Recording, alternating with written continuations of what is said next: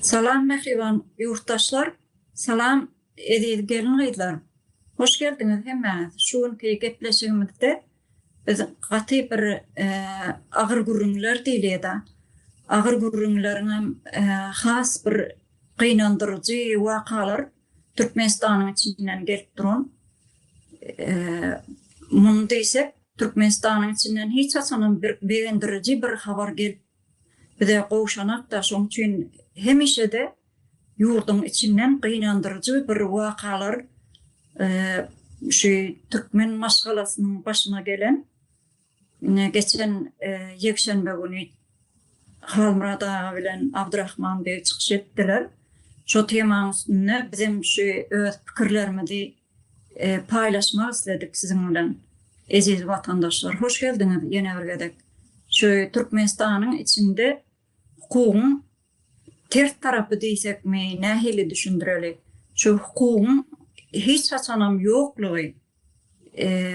Şu Türkmen bir maşgalasynyň başyna gelen jenaýatçylykly bir wakany açyk görkezdiler-de. Şol canly ýaýynda. Bulan şol Balkan welaýatynyň Kızlarbat etragynyň Garabogoz diýip bir owasynyň ýaşaýjysy Şeýhivlaryň maşgalasynyň başyna gelen elhenç bir waka, ölüm bilen guturan hem de şu yerde 14 sany gözüme onjugy ýaljak çağaçyklaryň yetim galmagy. Yine de şu yerde entek kamilik ýaşyna yetmedik çağaçyklara da gorku salyp baskı edip gorkuzup şol jenaýatçy hukukçular özlerini ýani guşu durmak içinde hukukçular şeydip bir maşgalanyň Jahan han internet gittik. Dowam ediberel onda. Benim şu 2025-nji ýylyň 30-njy noýabrynda Halmurad ağa bilen Abdurrahman beýiň canly ýaýynda Garabogoz tragediýasy diýen gepleşende bir türkmen üçin utanç berejek, gan doňduran Türkmenistanyň içinde bolup geçen wakany gürrüň berip dokumentler bilen beýan etdiler-de. Şol tragediýada bütün bir uly maşgalanyň Türkmenistanyň rejimine pida boldular. Näme üçin rejim maşgalalary dagatýandygy barada öňkü gepleşiklerde de aýdyp geçişimiz ýaly aňyrdan gelýän oturdulan sistemi bu. Türkmenistanyň gaýmagyny ýok edip ýyzynda atrisatel seleksiýa diýilýär. Nirde bir ahlaksyz ýalakalary galýar. Gurply maşgalalary jemgyýetde öz başta täsir edip biljek topar hökmünde görýärler. Bizim bu tragediýanyň Ayal Gyzlar kanalynda şol tragediýada ayal gyzlary we çağalary edilen zulüm taraplaryny gürrüň edip halkymyza ýetirmekçi. Şol tragediýada näme üçin iki zenan ölýär?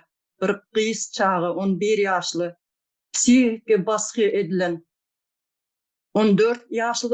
14 çağı yetim galýar. Bu bir maşgala Şeýhivlaryň misaly.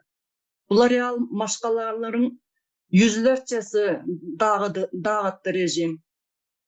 Vatandaşlar özüňizi sorak berip görüň, şular ýaly rejim gerekmi bize?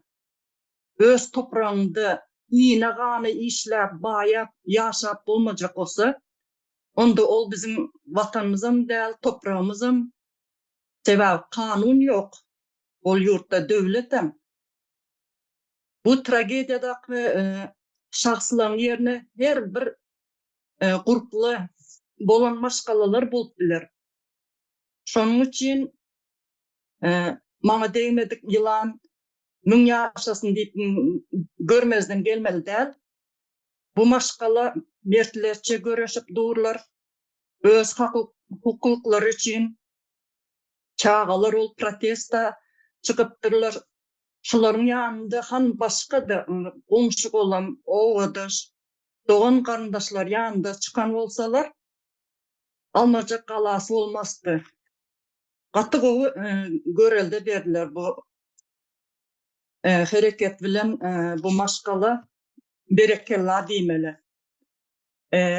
Indi fikret görün. Şu 11 ýaşyljy gyzy ta Balkandan Aşgabat'a erkedip 16 gün saklap psihik basyş edip zor bilen görmedik zadyny gördüm aýtdyrýarlar gorkuzyp. Ol çağan dünýäsini geleceğini başyna yıktılar. Yetim galan 14 çağın geleceği näme boljak? Ol ýok olan öldürülen zinanlarym öz ölüm bilen ölmediler. Nerden bu cesaret alýarlar? Kim bulara hak verdi? Bu organ işgärlerine halkın geleceği bilen oynamagy ulara kim hak verdi?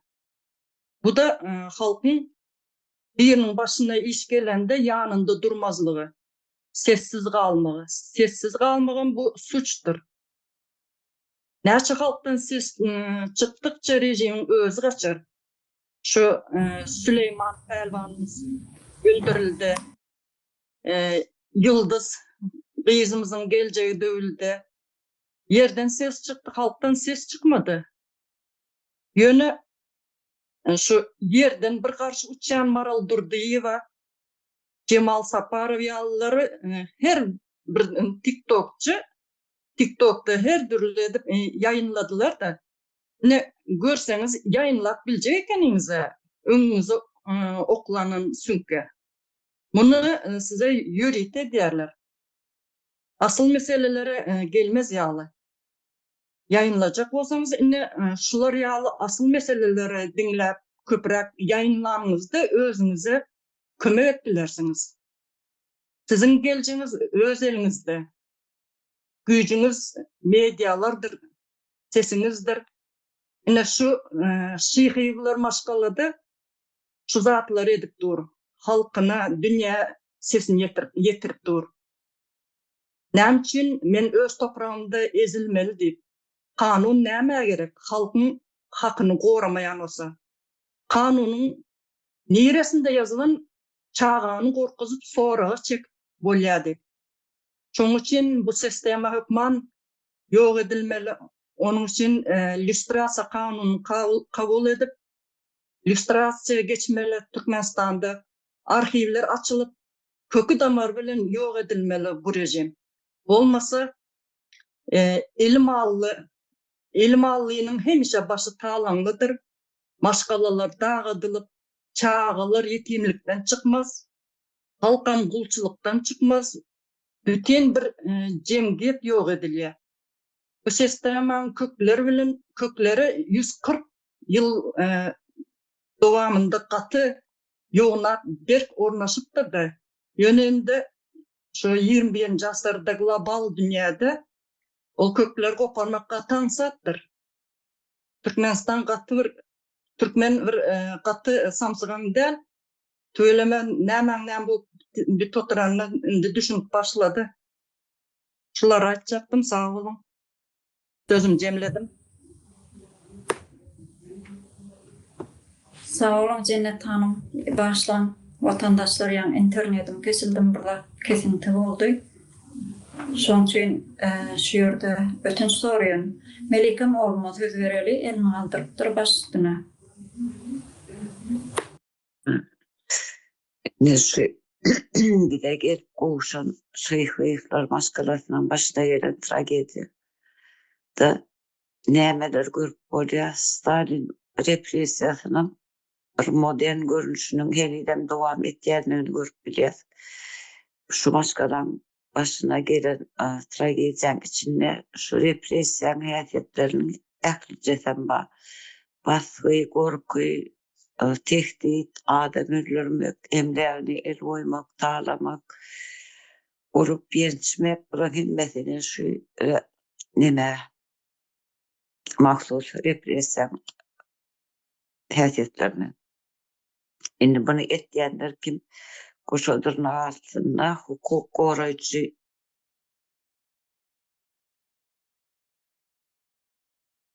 hukuk koruyucular deyip özlerini adlandıryan mahkama işgärleri, organ işgärlerinin edip veren işleri bular. Şol nemeli repressiyany häzirki döwürde Türkmenistana öz ýerleşlerine, öz halkyna garşy ulanýan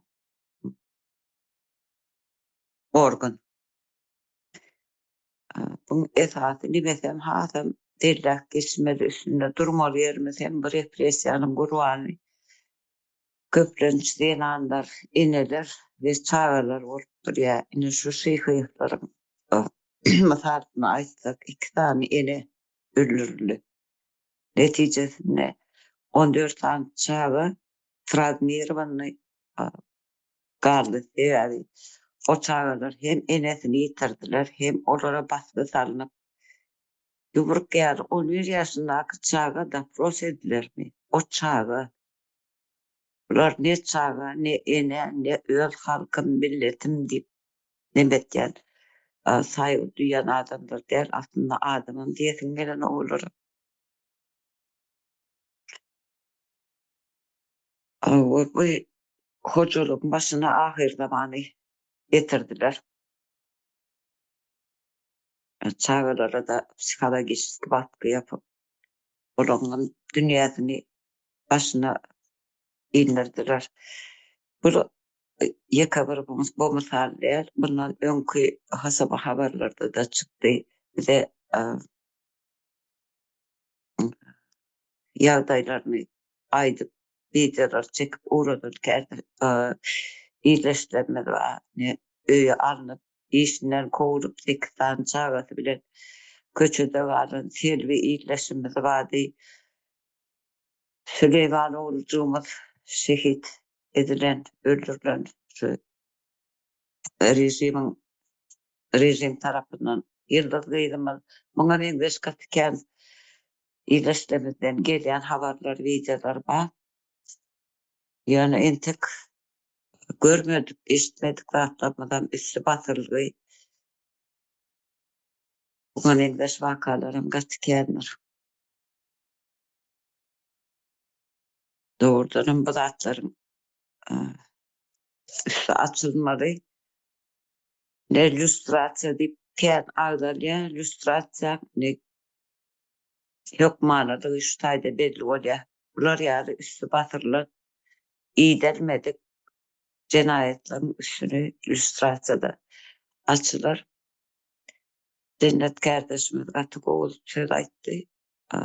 Bu rejim düğü tekrar bilen yok edilmeli. Bu sistema düğü tekrar bilen yok edilmeli ve Täze Türkmenistan kurulmaly hükman suratda. Yoksa Türkmen halkynyň soňu görünüp gelýär. Şu atça şular aýtaýyn. Sağ olun Melikim oğlum. Bahar Hanım size söz verelim başüstüne.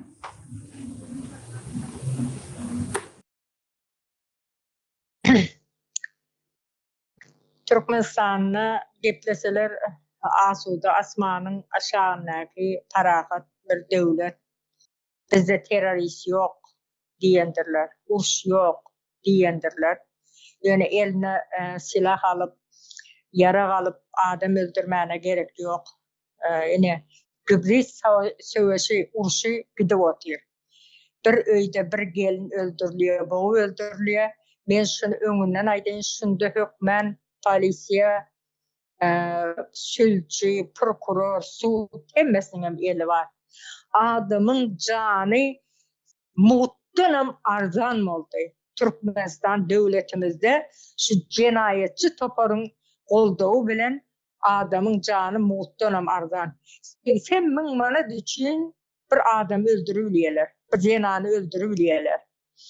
Onu boğu öldürüyorlar. Ondan sonra on kaynağıları neme diye türme içeri alıp onu urup söğüp orlap boyun aldırıyorlar zor bilen. Bu yine 10 çağı könşüler. 6 oğul 4 kız. Ulu bir Ukrayna oğlu oluyor. Bunlardan dören çağılar 14 çağı da 14 öy olacak. Bunlar katı ağrıyla Näme diye yalaňyjy ursan postunda gorkar diye da.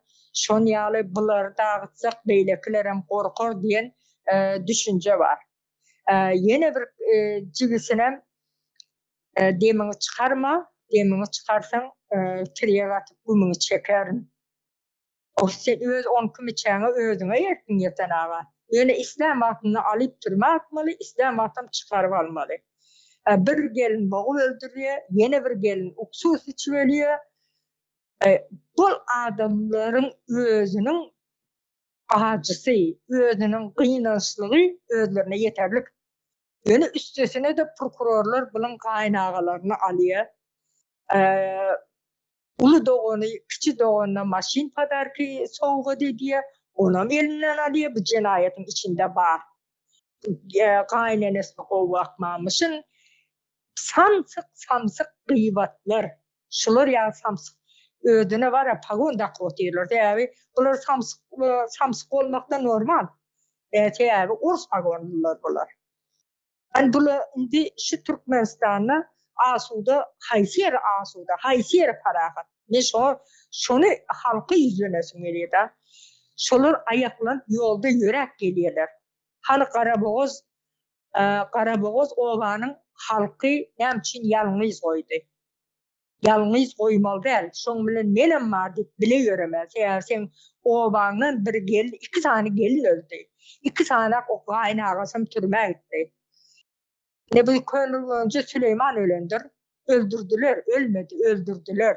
Onun vahşilerce, onun var ya, bütün yerini koymadılar. Gözlerini çelli kör ettiler. Ben ecesi bile netleştim şu an. Hani şeydip öldürdüler, cenazesinde köçen 2 tarafında polisiye durdu. Cenazesinde de iyiydi. Dine yakınları vardı. Onların bir derek eplemelden. Hani şolar yalıp oldu. Könürgüncün halkı Süleyman'ın maşgalasını, enatasını yalnız koydular, yeka aldılar. Nämçe basıp yıkıp geçmediler. Men halkıma şuna aytjak bolýan. Biz nämçin terörist yok diýerler da. Terörist gerekmi size? Ine başyňyzdakylar terörist. Polisiýalar, sülçüler, prokurorlar teröristçiler. Başka terörist näme berer? Parahat diye, haysiyer parahat. 11 ýaşly gyýzy akıtıp 16 gün ol häli ejesi öldü. Ol ýasda oturun çağany 16 gün sonra gelýärler. O çağa nämelerdi korkuzdular. Giýje ýatyp biljekmi şo çağa? Ulukan çiskiniýe polisiýalaryň hereketinden de o çağa indi ömrü ötünçe näýli boljak? Näýli demesi bozuldu şo. Ele ulu tragediya bu. Yani sonunda da muğulim so yerde 11 yaşındaki kızı alıp çağıran erkek olmasa, yanında enesi atası bolmasa, yanında ağası bolmasa sonra gitmene hiç ile hakkı yok. Ecesi öldü o çağıran. Bilmem için şu çağa iyi çıkmadı. Polisiye gelen vaktinde sen ne edecek oluyorsun? Niye rakit varıyorsun bana? Ben yanında şu ecesi yok. Ben şunun hoşları. Bu benim okuyucum deyip polisiye ine gel bir otağa, muğullimlerin otağına gel. Şu yerde näme soracak bolsan sonra yöne aktif bilmersen ben berjek de şu çağan deyip muğullim dik durmalı şu yerde. Hoşlar çıkmalı. Sen okuyucum senin çağan. Ine ulu terörist isen ammar uruş gizli, uruş eline silah alıp seni atmaya yöne adamı yos bilen ezi otel, gübrit uruşu gibi otel şu an Türkmenistan'ın içinde. Birbirine düşman etmek, birbirine anamsızlık. Ine şolar halk şuna erbet gözü bilen seyretmeli da. Seyahatler için abiler deymeli gelinlerini öldürdü. Bu maşgala bir iyi değilken. Ne şon yani avraydan düşürmeli. Avrayla ağzı bir maşgalanın dağıtmak. Polisiýalaryň işi beýse ors pagonlary. Häzim orsun eliniň açanda orsa hyzmat edip otyr. Sağ olun.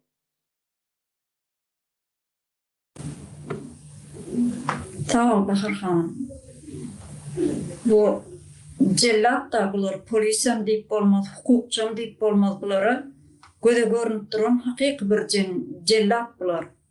Vahşilerçe adam öldürüp gören cellatlar olur. Leyla Hanım baş üstüne söz vereli.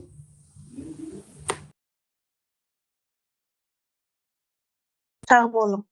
Hacı hanımlar. Salam kardeşler. Şu meni Şeyhi falanın esinde bu dım nege saldı da meni sıkıntıga sağanı ya 11 yaşar kızını şundatırıp şu kızını korkuzıp zulüm ötközgenleri de meni tasirlendirdi da. Hem ana 14 çağı bir de yetim kağanı. Osunun bir maşgalanın hayatı berbat bolup gitgenidim meni tasirlendirdi. Ondan sonra ana ayal kızımız şu 2 şişe oksuzunu içip öldü dedi.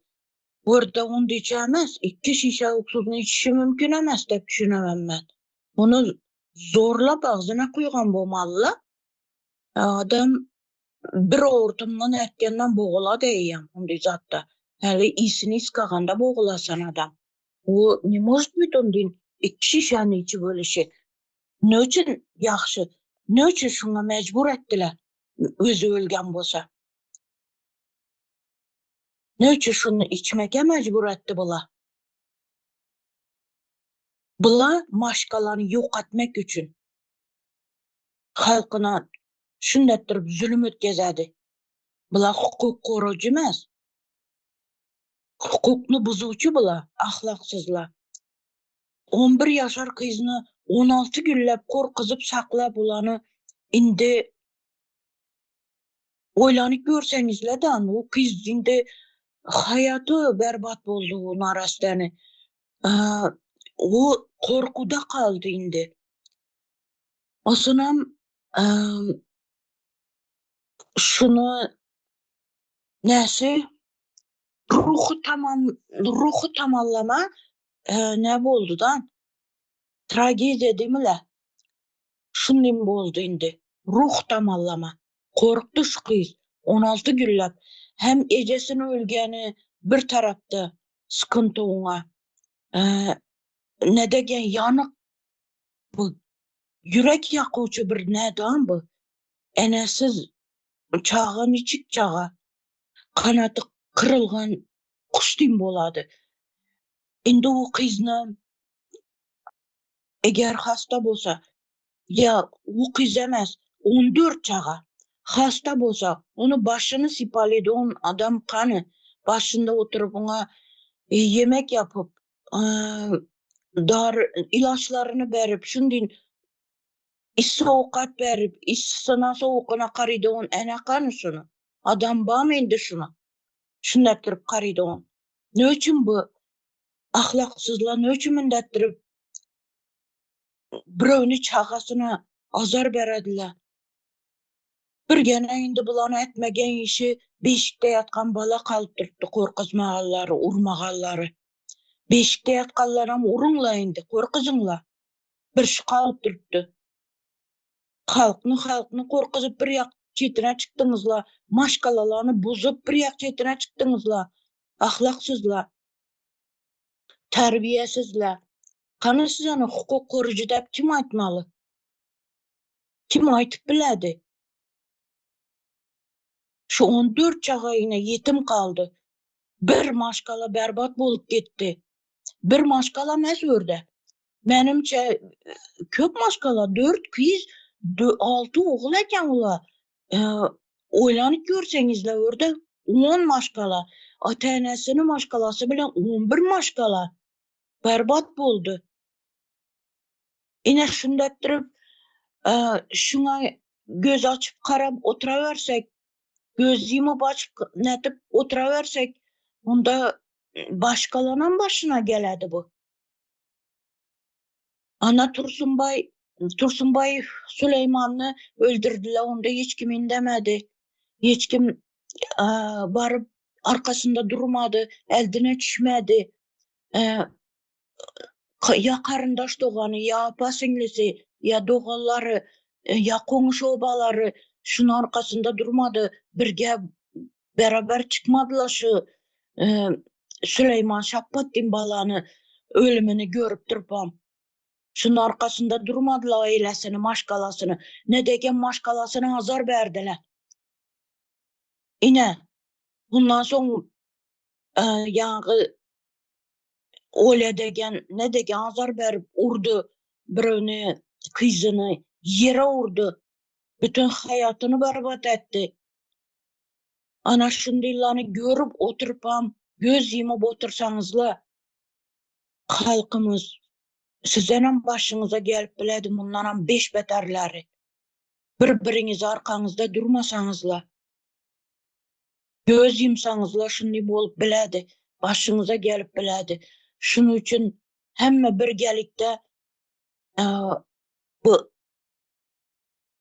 taza Türkmenistanımızı kurup azat eteli, halkımızı, yurtumuzu azat eteli, erkinliğe çıkaralı çağalarımızı, korku astında bolmasın çağalarımız, maşkallalarımız, bir sürü maşkala. Şimdi yağdaya geldi, yok bolup gitti. Indi bundan ne etiş yok, dur demek gerek bu nege rejime. Halk bolup dur demek gerek. Ana o undi bolup da, ana bu bundi bolup da dep karab otursanızla sizden başınıza geledi şu. Aziz hürmetli halkımız, sizlere yüzlenemem. Sizlerden hayır, bir konuşunuzu başına, şimdi iş geyen bolsa, karındaşlarınızı başına, şimdi iş geyen bolsa, bizlere yüzleninle, nege çıkarınla, bu gündeme çıkarınla, şimdi maşkalalanı eldinde durumla. Ana birlikte bolsa, halkımız birlikte bolsa, hiç kim yesat etip bilmeydi. Bunlara karşı gelediğin adam yok. Karşı çıkadığın zatam yok. Polat sağ olun. Sağ ol Leyla Hanım. Baştan Melikim olayım size yine söz verelim. Şu seyfiyetlerin maskalasında iki ene öldü diyese şolar öldürüldü hakikat. Oksuz içip ölmeyi öz canına kıymağı mümkün değil. Bir ene ne için yaşayın, bizim ene. Biz ne için yaşayız? Biz sağlarımız için yaşayız. Şoları yaşatmak için, şoları korumak için, şoları açık etmemek için. İğrenle Karagöl çağları barka ol eni oksuz içme mümkün değil, ölme mümkün değil. Onu öldürdüler, yani bana oksuz içiptir, ona plan ediptir deyip bu yalan. Bir yerde bir cinayet var, orada şu altından hükman organ işgərleri çıkyanlar. İşgərlerim diyetim gelen ok. Şular rejimin ayakları, mahkemelerim, polislerim, hemmeden. Cinayeti işleyen şular. Şoň üçin iyileşler hiç zaten çekinme. Bu olmasa ertir her kimin başında var. Şoň üçin bir komşuňa da verdim, öz öýüňe de verdim, şolar mahkemeler. Orkudýama tehdit etýän bir jaýyňa da el goýjak bolýany. Gepleşiň video görüntüli çekin dedim, uğradım bize. Sessiz kalma. Böyle sağ olun şunu aytayım dedim. Sağ ol Melikim olayım. Hayat Hanım size söz verelim baştan. Şimdi birinci velene o nemeni orta çıkaran adamlara sağ olsun aydasın geliyor. Bu adamlar ahlaklı adamlar botduran yurdun içinde botduran cenayeti yürüye çıkarıp cenayet kimin etkenini ortaya yürüye çıkarıp görkeden ahlaklı bir adamlar. Bulara sağ olsun edesin gelýär. Şimdi şöyle oldu. Bir maşgala vardı. Özlerinin yerleri var, malı var. Öz işi bilen, önümçiligini edip, öz güzeranını görüp, özünün zähmetinden pul kazanıp yaşap beren bir maşgala var. Maşgala dediğim 6 erkek doğum ve 4 kız doğumdan ibaret bir ullakan geniş bir maşgala. Bular öz işlerini özleri edip, pullarından kazanıp, şoň arkasından yaşap beren, çağacıkları olan, jägildäp beren çağacıklar, geljegi uly bolan, bir maşgala. Häzir bolsa bu maşgalany bir san tragediýa geldi bu maşgalanyň başyna. Bir sanak zenan öldürilýär, pul alınýar, pul üçin zenan öldürilýär. Ondan soň ol öldürilen adamlar tapylýar, boyun alýarlar, emma ol puly bermejek bolup bir güne 2 sana adama töhmet atılıp içeri alınýar. İçeri alınandan soň bulary gynap insan daşı bir gynamalar bilen üstüne 4 sanak ayal dogallarından getirip bulan üstüne de çöljap bularyň gözünün öňünde gynap bu baskılara çydap bilen bir sanak zenan okusus içip özüni öldürýär. Munyň üstüne yetmedik ýalak 17 ýaşyndaky ejesi ölen hädädetden ekidip basylan bir kız 16 güllep öýünden ekidilip psikologически bas berilip muny dädesine garşy ýeme berme, pakazaniýa berme zorlanýar. Netijede bir sanak gülýanak maşgaladan galan zat näme? Netijede 2 sanak bir güne içeride yatan oğullar, bir sanak özüne pida eden zenan, 14 sanak yetim galan çağalar, bir sanak bu yetim galan çağalardan travmalya, bu 17 ýaşyndaky hatan yeter, ömür boyu nemedip bilmejek, kalkınıp bilmejek bir travmalya. Yine şöyle bir maşgalanyň bir tragediýanyň içine sokýarlar we bu tragediýa ýurdun içinde işlenýän jenayetlaryň pydasy we bu tragediýa onlarca tragediýanyň diňe bir sancak yüze çıkan tragediýalaryň biri. Ve bu tragediýalar, bu jenayetler bugün edilen bugün bolan akıbatlar o zatlar 30-njy ýyldan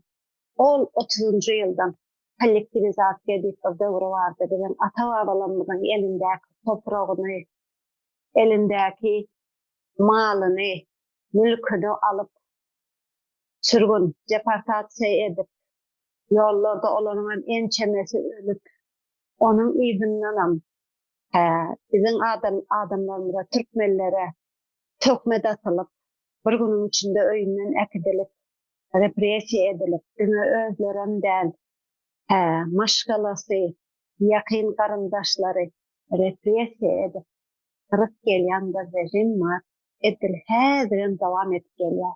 Edil şo rejim häzirem dowam edip gelýär. Ine şu maşgalada ýaşanan tragediýa edil şonuň, şo rejimiň dowam edip gelýäniniň bir suwutnamasydyr.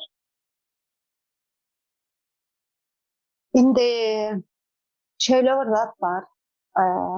Bu tragediýa, bu lakan tragediýa.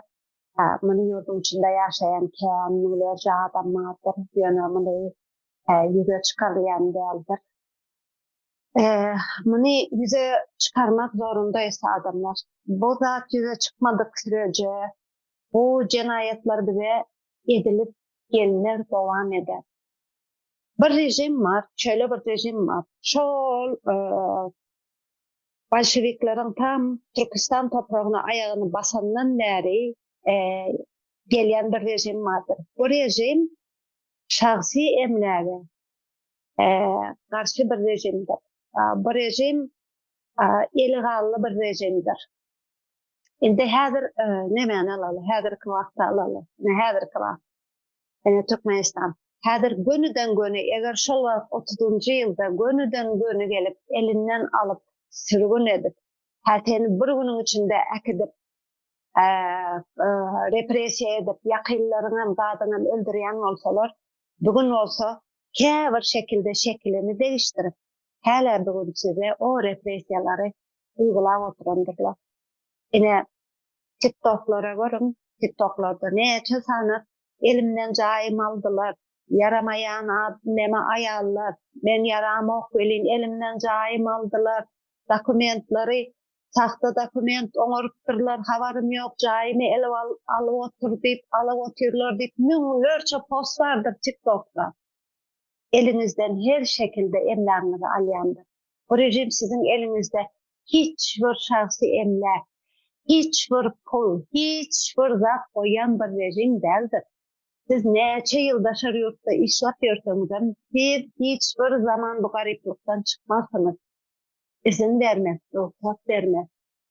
Barjasy elinizden gaňyryp alar. Ene bir tapar ýurduň içinde saxta firmalar, şirketleri vardır. Elinizden aldatmaňyzy alýandyrlar. Ýa-da sizin elinizde ol daşary ýurtdan işläp öýüňize iyi berip barajyk bolsa biriktiren puluňyz bar bolsa, bir şekilde üstüňize töhmet gelmep, o jagat puluňyzdan elinizden alýandyrlar. Azajyk işläp bir ulag alan bolsaňyz, ene ýakynda neme çykardylar? Kanun çykardylar. Näme kanun? Trafik radara düşdüň ýa-da ýalňyş ýerde park etsen, şol trafik näme degişli bir tapar kanun çykarandyrlar we nemelerini de 3-4 deste jazalary galdyrandyrlar. Bu näme diýmek? Nämemiş kän awariýa bolýarmyş, o awariýadan goranmak amajy bilen edilýän nememiş jazamy şoň üçin göterýärmişler. Ýöne o awariýalar kemeltmek üçin birinji bilen ýollary oňarmaly. Birinji bilen ol ýollary oňarmaklary eger dogrudan hem insanlara, ýurdun içindäki insanlara gowuluk etjek bolsalar, birinji bilen o ýollary oňarmaly. Awariýalaryň sebäbiniň iň esasy o ýollaryň Türkmenistanyň ýollarynyň berbat bolmagydyr. Birinji bilen o ýollary oňarmaly. Oňaryp berdi adamlar adam ýanjak işine gatnasyn. Çağalar adam ýanjak mektebine gatnasyn. Näçe oňarmaýarlar? Ýok. Bu girkizilen jazalar sizin kitejinizdäki pullary almak üçin. Siz bu ulagyňyz bilen birazajyk taksiçilik edeýin. Ulagymda o ýere bir ýere gideýin diýersiňiz welin. Bul näme diýmek? Daýylara kişiden 2-3 esne sömürmesine izin verildi diýmekdir. Sizi her bir şekilde sömürürler, her bir şekilde elinizdäkini alarlar, her bir şekilde daşary ýurda gitmäge mejbur ederler. Bu hiç wagt sizin o garyplykdan, o sürünmekden sizi çykarmazlar. Bu repressiýny maşinadyr. Monarkiyada izin vermezler. Sizi garyplykda saklamak üçin bir rejim özünün ayaklary vardır. O ayaklaryny ullanarlar. Bolene şu maşgalar bilen bolan tragediýada aýdyn bir sowatnamasydyr. Näçe daşary ýurtda işleseňiz, näçe ýurdun içinde işleseňiz, hiç bir zaman edeneňiz galmaz. Hiç bir zaman adam ýanak ýaşamarsyňız, hiç bir zaman adam ýanak ne emläňiz bolar, ne başga zadyňyz bolar, ne gaýgydan ne gamdan çykarsyňyz. O faktor adamlar. Şonuň üçin bu sessiz galmak, bugün näçe gede gaýtalaýan şu sözi, sessiz galmak bir jenaýetdir. Adamlar, bir jenaýetdir. Siz sessiz oturan wagtyňyz özüňize jenaýet etdirýäňiz. Siz tepki vermeli, siz sesinizi çıkarmalı, siz talep etmeli. Ene yakında Türkmenistan'ın bütçetini kabul ettiler, hava mı? Kabul ettiler. Kabul ettiler. Size bütçet işgallerine aylık veriyorlar. Size aylığını et veriyorlar. Yurdun içinde 2 kurs valuta var. Size aylığını et veriyorlar. Resmi kursudan veriyorlar. Siz bunu savunmaktınız. Siz bu elinize alan aylığınızı banka gidip almış biliyorsunuz mu? Almış bilen de var. Mesela bir aylığınız, ortaça bir aylığı alalı diye 3.000 ya 4.000 diye alalı aylığını da resmi kursu bilen $1.100'dan kän pul alýaňyz. Hamany nemeni bazar bahasına öwrülen wagtda $250 da ýeten var. Bunun üstüne sizden salgy talýarlar, bunun üstüne sizden paxtan pulunu alýarlar, bunun üstüne gazet jurnallaryň pulunu alýarlar, bunun üstüne sizin üstüňize günde gün aşa reviziýa gelip reviziýa bermeli bolýaňyz. Näde bunu vermeli? Bazı adamı satıp dışarı yurda çıkmalı olursunuz. Mecbur ettiler sizi dışarı yurda çıkmana. Ve siz sessiz oturdukça bu devam eder. Devam eder. Yine parlament tek bir sahte organ urluk koylandır. İçinde vekilleri vardır.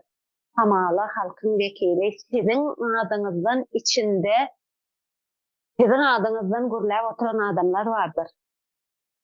Yani siz bunların karasına moran delseniz, bunları tanayanan delseniz, yani sizin adınızdan gürleyendirler. Şeyle orada düşündürek, ene şol bir parlament diyelim, bunun üstüne şöyle şeffafına bir ayna vedir koydurlar, o değil mi? Onun içinde otururlar bir tapar adamlar, sizin ömrünüz, sizin hayatınız bilen ilgili kararlar alýarlar. Sizden işte sorulmaya yönü. Ve siz sessiz otursunuz.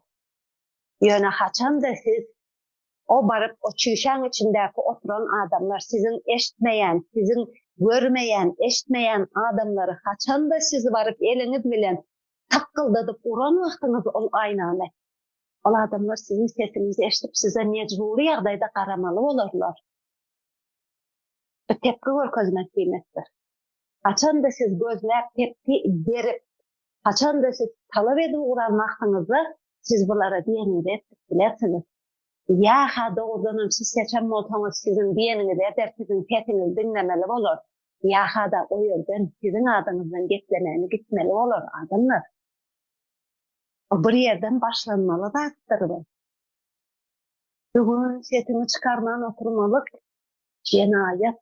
Dini özünüze eden ervetleriniz değil, bu sizin çağrağınıza, sizin ahtınıza edilen, sizin edip oturan ervetlerinizdir. Sosyal medya var. Elinizde sosyal medya var. Siz onun üstüne ne bekliyor gösterirsiniz. Yine göstereyim kanalı var. Koyun gelin like'ı. Koyun yetsin şunun like'ları, şunun prosmotru 50, 100, 200, 300, 500'e varsın. Görüm ne hil ýagdaýlar ütlap başlaya. Elinizde her kimin elinde telefon var. Her kimin elinde bugün güç vardır. Sizin fikir etmediğiniz derecede elinizde bir güç vardır sizin. Yekece basaymalı gücünüz vardır. Komment yazmalı, eliniz bilen oynap oturmalı gücünüz vardır. Görkezin tepkinizi çıkarın orta edilen cinayetleri. Susman artık. Oturman sessiz. Näme cinayet edilen olsa çıkarın orta. Çıksın bu içinizde ol tambava dedilen duygularımız bardadınız çıksın orta. Çıksın. Atın orta bardadı. Dine iyileşme şundan başlayandı. Bizim sağalmamız, cemiyet hukumunda sağlam bir cemiyet bolup başlamağımız şu yerden başlayandı. Getlemekten, tepki görkezmekten, ses çıkarmaktan. Sağ olun. Sağ olun Hayat Hanım. Bahar Hanım dostuna.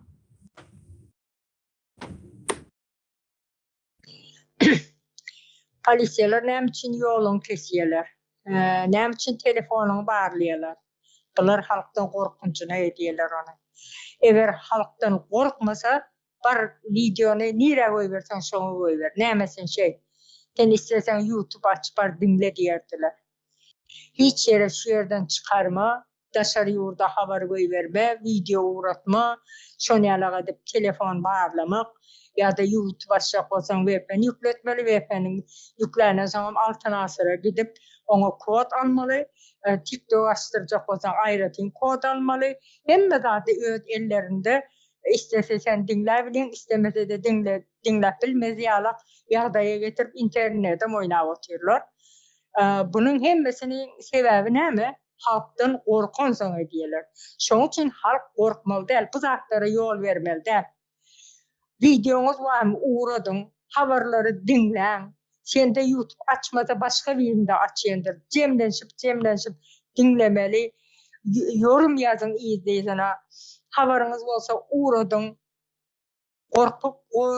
Gorkup biz şu ýagdaýa geldik. Öňe hiç zady bilmeýärdik. Nämedigini. Ondan soň garaşsyzlyk diýdiler, kağız ýüzünde yalanlar halka aldadylar. Ondan soň gorka başlady, baskı edip gorkuş başladylar. Şu öňkü Stalin rejimi dowam edip otyr. Häziram hasam beter dowam edip otyr. Ýöne muňa biz halk bolup ýol bermeli. Ýoluny polisiýa kestirmeli. Biriniň kapysyna polisiýa otyrmy, goňşularyň basyn üstüne birlik bolmak ýokardaky jelladyny gorkuzmakdyr. Bular hukuk goraýjy däl. Hukukyň üstüne tüýkürip oturan ady üstünde jenaýetçi terror topary. Halk bolup muňa ýol bermeli. Bular gorku halkdan özleri gorkup oturýarlar. Şoňa da biziň bilmegimiz gerek. Halkam ejiz mi kadip oýlýar. Halk ejiz däl. Halk bir gün ayağa galan güni bular köçede yalaňaç gowalanar. Kümürde bolarlar. Bu Balkandaky Qarabağ tragediýasyndaky herekete geçip oturan jellatlar bardyr. Prokurory bar, çylçysy bar. Bularam halkyň elinden hiç ýere gaçyp bilmediler. Cezasyny gaty agyr derejede şu 11 ýaşynjak beýze çekdirerleriniň ýüzesini çekerler. Halkymız gorkmaly däl. Biriniň başyna agyr dat geldimi, köpläp owa bolup hemmeňiz şoň arkasynda durmalydyr. Sag bolun. Sağ olun Bahar hanım. Şu ýerde şu bir ýurtda jenaýat bolup duran bolsa, şol doňuzlar depe çykyp tant eder diýdi. Ýani bir ýurtda bir erwetlik bar bolsa, şu ýurtdan doňuzlary depe çykyp tant edýär diýdi. Şonýaly şu özüni hukukçy diýip ýören haramzadalaryň şu wagt halkyň üstünde şu jenaýat işläp ýörler. Ýeke-ýekeden öldürüp yani şu 14 san gözmonjygy ýaly çağajyklary ýetim goýup ertiri biziň ertirimiz olur. Biziň ertirki nesilimizi ýok etmek diýmek. 14 san çağajyk eýýär. Biziň ertirimiziň ýok bolmagy. Şolaryň psihologiýasyny ertir biz nähili düze bir gowy derejäge getirersin. Nähili şolardan ertir biz bir ullakan bir işe garaşyp biler. Şu çağajyklar eýýän gorku astynda. 11 ýaşly çağajygy 15mi, 16 günmi Aşgabatda ýeki özüni alyp gidip, o ýerde de gorkuzyp, şu ejeni öz öňüzdäki plany öldürdi diýip aýt. Diýmek, bu eýýän jenaýet, watandaşlar jenaýet, bu halkyň arkasynda durmaly bir Türkmenistanyň içinde bir milletin ýa-da bir insanyň aýagyna tikenmätse de şol adamlar jogap bermeli. Dogry düzgün kanun, konstitusiýa işleyen bolsa, adalet bar bolsa o ýurtda. Ýani çağajygy gorkudyňam ýokary kaziýeti diýe Türkmenistanyň ýokary kaziýeti. Bu ýokary kaziýet diýmek eýýär, bunyň kagys ýüzünde ady bar-da özü ýok. Şolar ýokary kaziýet bolýan bolsa, hem onda ondan aşağıdakylar näme diýer? Olar nire serediye ya da kanuna karşı işlenip duran bir ullakan bir cinayet da tragediya. Bütün Türkmenistan'ın haysi küncüğünü alsan al. Ana geçen gepleşiklerde aşaran çılp bellep geçtik biz. Şu Könörgönç vakasını, Könörgönç'te bolan tragediyani. O yerde de yine 16 yaşına yetmedik, 17 yaşına yetmedik yaş çağıçıkları ervet yolu okup o da ölüm bilen baravar bir tragediya vatandaşlar. Şonu yal haramzadalara.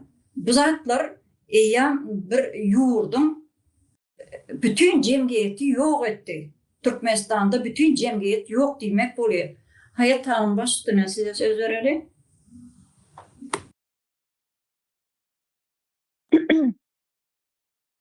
Ve yurdum içinde bir rejim var. Adı var mı? Karaçin'in bir rejim.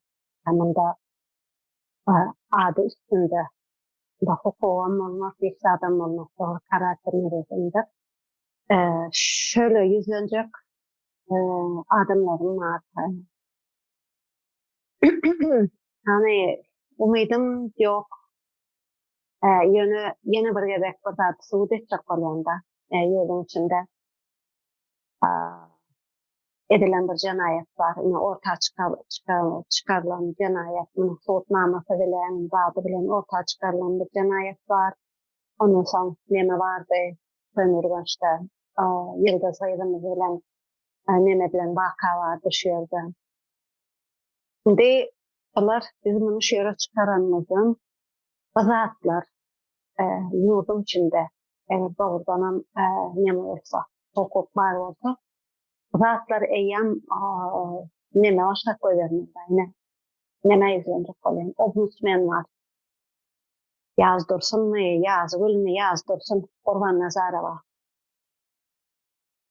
Yine ayal cinayeti ve çağa psikolojik şiddet var, zenan cinayeti var şu yerde. Siz bu eyyam, bu zatlar medya çıkarılıp bu eyyam, bunun işi eyyam yukarılarda ne etmeli? Mecliste bu zatlar gurrun edilmeli bu zatların. Yine ombudsmanımız var. O yerde o kommunalni işleri çözdüm, falan ettim, pıstıdan ettim, diyor mesela yine insanın gödük bir hukukunun bozulması başlıyordu. Ombudsman nira garaya. Birleşmiş Milletler'de Türkmenistan'dan 3 tane vekil otur. Olur nira garaya. Türkmenistan bugün halkara hukuk, dünya global, halkara hukuk vardır. Bütün dünyada oturulan bir sanat kural vardır. Buna şol konvensiyalara kol çeken, sirva deden devletler bunu yerine getirmelidirler. Türkmenistan ya da Türkmenistan'daki bu rejim, bu Karaçin'in rejim halkara hukukun silanı.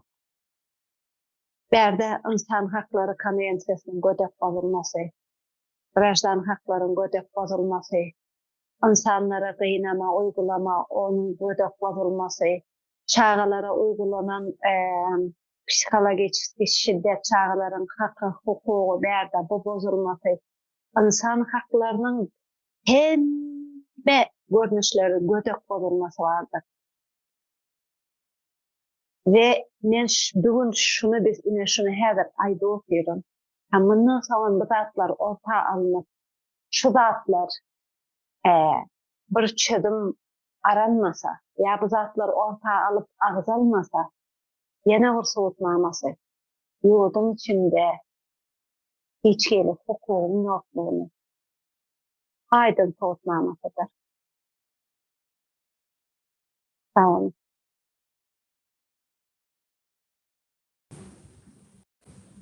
Olmasa cemle eyleyim şu yerde. Bu çürük rejimin sonu geldi vatandaşlar. Bu zatlara hükman biz durdurmalı. Bütün halk olup görüşmeli. Bütün cemiyet olup görüşmeli. Bir neme çıkarttırlar ha. YouTube'a koyupdurlar falan deyip bunu bir hili parksız deňinden geçip gitmeli de durup pikir etmeli. Şoňa nähili men kömek etip bilerim, şoňa nähili men goşandymy goşup bilerim. Şu nejis rejimi nähili ýol bilen ýok etmäne men öz goşandymy goşup bilerim diýen duýguda bolmaly her bir watandaş. Ana şonda biz has bir öňe gidip biler watandaşlar. Başka pikirlerini goşup ýok bolsa jemläýelim watandaşlar. Bu elhenç wakalar entekali yine üstü açılmayan yatan görnäçesi var muňa meňdeş. Biz yine de gepleşigimiz dowam edersem bilen hoşta bolum şu günki gepleşigimizde gel öz pikirlerini paýlaşanyňyz üçin razıcılamazy şu şeýhiflaryň maşgalasyna razıcılamazy ýürek gynanjymyzy bildirenmedi üçin köp sag bolun watandaşlar. Sag bolun, geljekde gepleşiklerimizde görüşgençe. Saglypda görüşelim.